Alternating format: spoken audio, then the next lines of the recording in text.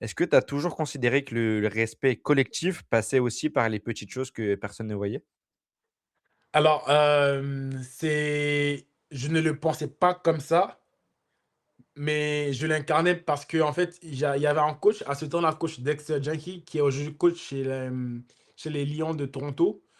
Et c'est un personnage aussi qui m'a beaucoup marqué et jusqu'aujourd'hui, il a des phrases qu'il m'a dites qui me servent toujours.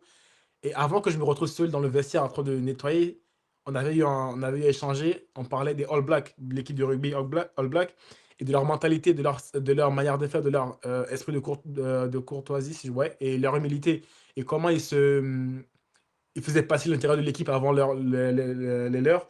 Et c'est comme ça, en fait, il m'a apporté quelque chose de nouveau sur ma perception des choses. Et un jour, je me suis dit: «Bah, c'est notre équipe, c'est mon équipe et c'est notre vestiaire».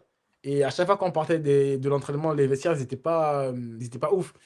Donc un jour, ça m'a juste pris comme ça. J'étais le dernier parce que pas parce que je comptais être le dernier, mais parce que j'étais en train de je sais même plus ce que je faisais, mais j'étais le dernier à sortir. Je me suis retourné pour éteindre la lumière et en me retournant, j'ai vu les vestiaires qui étaient en catastrophe.